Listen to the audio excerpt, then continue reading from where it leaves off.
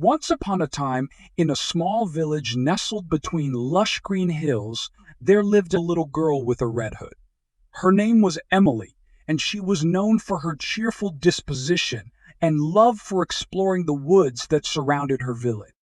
One sunny morning, Emily's grandmother fell ill, and her mother asked her to take a basket of goodies to her grandmother's house.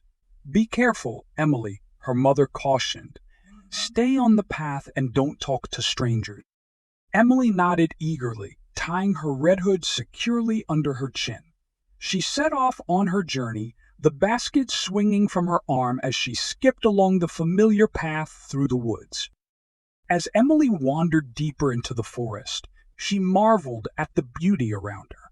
Sunlight filtered through the leaves, casting dappled patterns on the forest floor. Birds chirped merrily, and the air was filled with the sweet scent of wildflowers. Lost in her thoughts, Emily didn't notice the shadowy figure lurking behind a tree. It was the big bad wolf, his eyes gleaming with hunger as he watched the unsuspecting girl. "Good morning, little girl," the wolf said in a silky voice, stepping out from his hiding place. Emily gasped in surprise, clutching her basket tightly to her chest.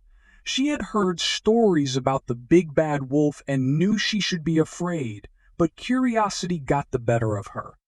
"Who are you?" Emily asked, her voice trembling slightly. "I'm just a friendly wolf, out for a stroll in the woods," the wolf replied, his teeth gleaming in a sinister smile. "And what might you be carrying in that basket of yours?"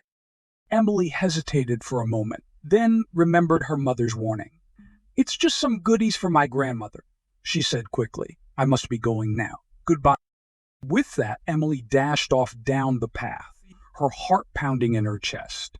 The wolf watched her go with a hungry look in his eyes, but he knew he couldn't catch her now. Meanwhile, Emily's grandmother was eagerly awaiting her arrival.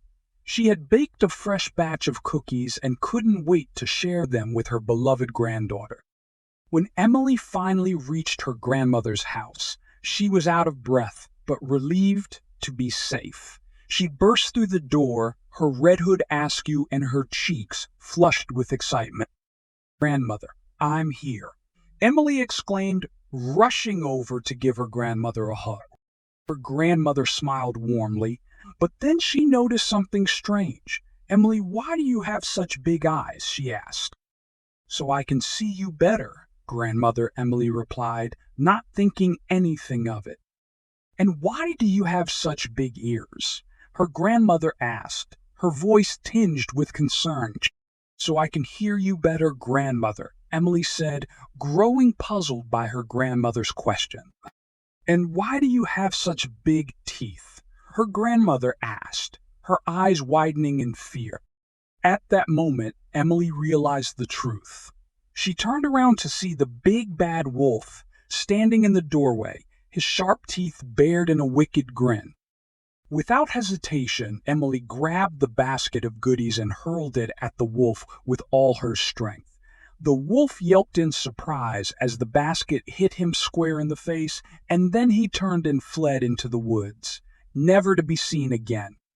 Emily and her grandmother hugged each other tightly, grateful to be safe once more.